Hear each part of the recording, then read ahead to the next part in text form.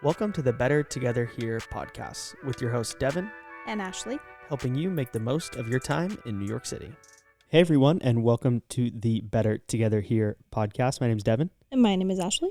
And in today's episode, we are going to tell you 5 places to eat around the MoMA. For most people who visit New York, or even if you live here, you go to the MoMA, and like most instances when you go to a museum, you either get 20 minutes in and get really hungry and want to start looking for food, or like we're going to talk about, you should go beforehand. So we're going to give you 5 spots to check out near the MoMA that are delicious. So let's get right into it.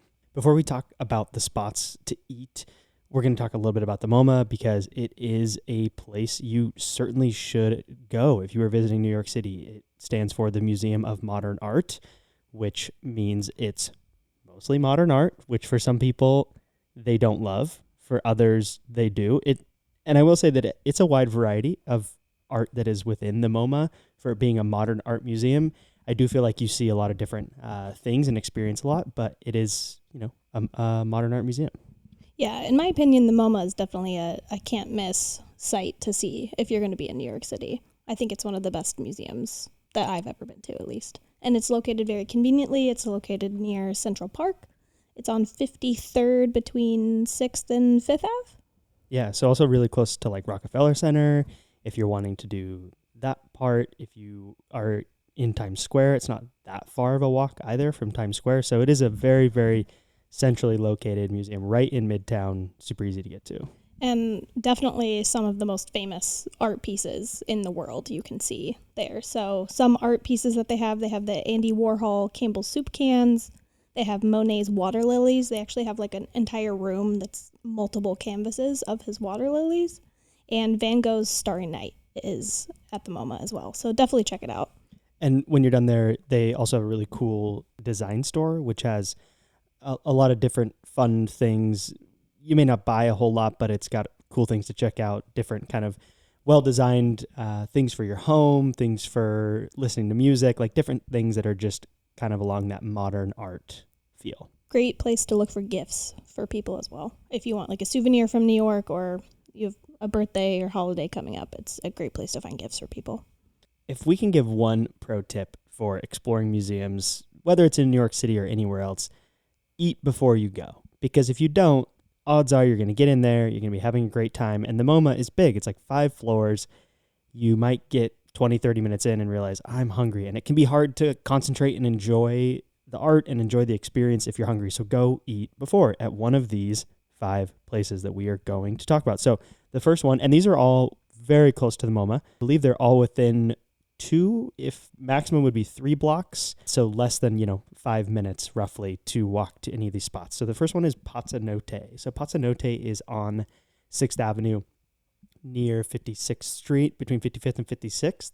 And they have a lot of delicious food options. They have pastas, they have really good pizzas, they have Italian entrees, and they also have 2-for-1 cocktails. I think the cocktails are $16, $17, so they're not like the cheapest cocktails, but you can get 2-for-1, which makes it a really good deal. You just have to get 2 of the same, but it can be a good deal to, split. One thing that we like to do at Pazzanotte is get a few things and share, especially if you're going with a group. The portions are pretty good, and it's fun to get like their salads are really great, their pizzas are really great, their pastas are really great. So I recommend getting kind of one of each category and sharing with everyone so everyone gets to try a little bit of everything. Pazzanotte probably falls in the kind of average price point for a sit-down restaurant. You'll probably pay anywhere from $20 to $35 per entree, which is pretty standard for an Italian spot in New York. And you can also wear whatever you want as well. This place has really solid food, but they're not pretentious. So you could wear jeans and a t-shirt in there and not feel out of place. Which is similar at our next spot, which is Kin Ramen. We've talked briefly about Kin Ramen before. It was one of our segments on a previous episode. It's one of our favorite ramen spots here in Midtown. And honestly, what I love most about it is they have really cool decor. You walk in and you feel like you are in Tokyo. We actually had the opportunity a few years ago to go to Tokyo and go to Ramen Street in the heart of Tokyo, and it has a very similar feel. The people are friendly.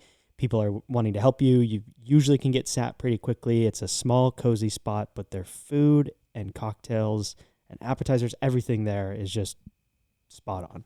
Yeah, Kin Ramen is always a good choice. They have really cool Japanese sodas there. They have amazing cocktails that we've really enjoyed. And definitely try their Japanese fried chicken appetizer. That's a staple when we go. And for those of you who are wondering, it's at the very top of my list for the best bathrooms in New York City. They have the most, it sounds crazy that I'm saying that Best on a podcast. bathrooms? No, do you remember I it? don't remember the bathroom. You walk in and it like they've decorated the entire bathroom to feel like you're on the streets of Tokyo, like with the decor and with the color and the lighting. It's amazing. It sounds weird that I'm highlighting a bathroom, but I promise it's amazing. New podcast idea. Devin's favorite bathrooms in New York City. I literally could do that. I love bathrooms. Okay. Next on our list is La Bonne Soupe, which is a nice French restaurant. This one's slightly more upscale. You could still probably go in jeans and a nicer t-shirt, but you wouldn't want to be looking like too much of a scrub going here. It's definitely a little bit more kind of sit down style and a little bit fancier. And they have everything we've had there has been so good. And if you go on the right nights, I'm not exactly sure which nights they do it. I don't know if it's set in stone, but sometimes they have live jazz music and live music playing, which is always a nice touch.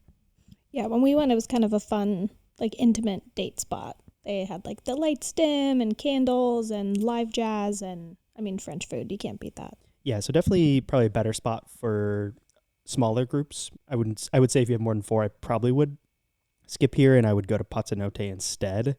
There's a little bit more space there. Or you can go to our next spot, which is Bengal Tiger. So Bengal Tiger is one of the restaurants where you have to walk kind of up to the second floor, and it's a small spot. They do have enough space for groups. We've gone there with kids. We've gone there with, groups of 6 or 7, and their food is phenomenal. And if you happen to be there when they have their lunch special running, which standard lunch hours, it's, I think, $17 for an appetizer and an entree. And it's all delicious. The chicken tikka masala that we've had there is, I know that's like your classic go-to Indian dish, but it's one of the best that I've had in the city. And one of the things that we tried there for the first time was coconut naan. What's that called? Coconut naan. That was out of this world. Absolutely phenomenal. So try that. Go for a lunch special if you can. But anything you get there, good. What I like as well about Bengal Tiger is that they give you a good heads up on which dishes are going to be spicy. And one time they tried to do that for us, and we thought, no, we'll be fine. Not a big deal. And we got it full spice, and we got absolutely destroyed. So just be aware. Usually they're good at telling you. The waitress was like, okay, I'll make it that spicy for you. She knew we were screwed, but she still It was hot, but it was really good, really good. So check out Bengal Tiger. So we've tried to give you kind of a wide variety of different types of cuisines. We had Italian, Japanese, French, Indian, and the last one on our list is a Chinese spot called Blue Willow. But I'm going to make one quick plug. If you have not already, please sign up for our newsletter. You can get emails about new articles that we come out with, events that may be happening in New York that you don't want to miss, all that good stuff. So go to bettertogetherhere.com/newsletter. You can sign up for our newsletter. And when you do, you get some bonus tax pics of our dogs exploring New York. So sign up for our newsletter. Back to Blue Willow. Blue Willow, nice sit-down spot. Again, very close to the MoMA. And we have had multiple meals here, and every single thing we've gotten has been phenomenal. Yeah, I would say it's probably a little bit more expensive than your average Chinese food spot, but I would say the quality of the food makes up for the higher price point. Yeah, it's definitely sit down, slightly fancier, like Ashley was saying, a little bit more expensive, but you get what you pay for sure, with Blue Willow. Also some very unique Chinese style cocktails that you wouldn't get anywhere else. Yes, so definitely give Blue Willow a shot if you're looking for some Chinese food before or after the MoMA. And that leads us to our You'll Have to Check It Out segment. We're just going to give you a bonus spot near the MoMA to eat. It is called Burger Joint. The Burger Joint is actually inside of the Thompson Central Park Hotel. I believe it's on 57th Street, very close to the MoMA. And you walk in to this hotel, and it can be like a little confusing because it's inside a hotel. If you walk in and you are looking around confused, don't know where to go, ask someone, they'll tell you. But it's almost like a dive bar. burger joint. Like, Dive bar speakeasy burger joint. Like there's no signs for it inside the hotel. You have to like kind of ask someone or know where you're going. but the burgers are so good. They have tons of different options. I do think that it's worth going, honestly, just for like the experience and for the decor. And it's like not grungy, but there's like kind of graffiti on the wall and like tons of random pictures and stickers everywhere. Yeah, just a very like burger joint to its core. And it's literally called Burger Joint. But everything there, super, super good. That's this episode's You'll Have to Check It Out segment. And that's our episode. That's 6 spots that you can check out near the MoMA. Again, we had Pazzanote, a good Italian spot, Kin Ramen, which is Japanese food, La Bonne Soup, which is French, Bengal Tiger, Indian food, Blue Willow, Chinese food, and then Burger Joint, which is burgers. So hopefully you check some of these spots out, fill up on some tasty food before you go to the MoMA so you can experience all that the MoMA has to offer. If you have not already, please leave a review on Apple Podcasts. Follow us wherever you're listening, whether that's Apple Podcasts or Spotify. It's super helpful for this podcast. If you follow and download our episodes, it shows the algorithm that you are listening and that it should show our podcast to other people, which we would highly, highly appreciate. But other than that, we'll catch you on the next episode.